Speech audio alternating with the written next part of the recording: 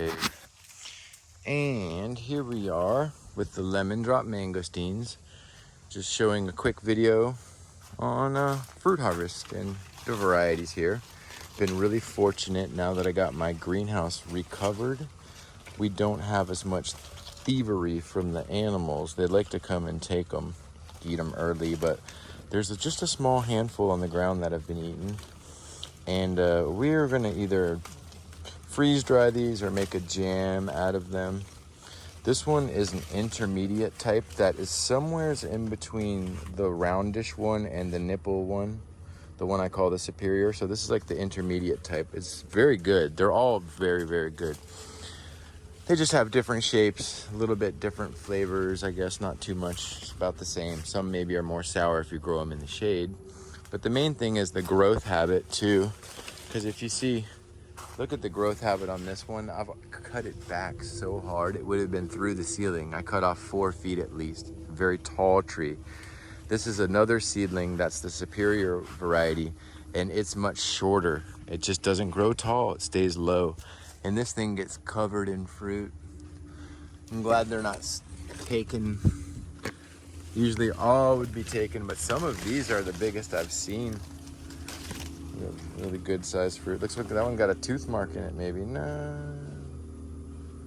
Anyway, we're gonna pick all of these before the creatures get to eat them before us. But nice crop.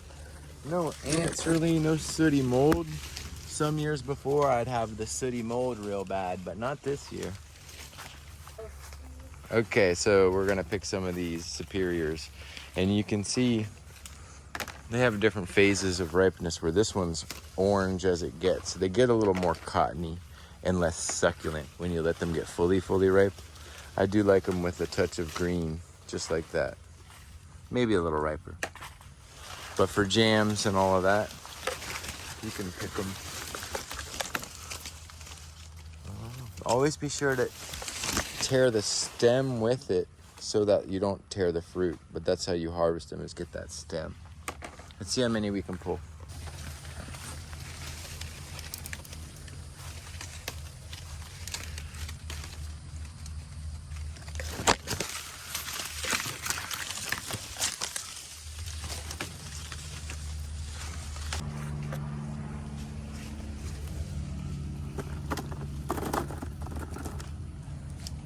Some of the biggest I've ever seen, for sure. Size of an achacha real. Really nice. And there we have it, man. That's a lot of fruit. Maybe, yeah. There's got to be like 7 pounds of this right here, and some of the fruits are huge.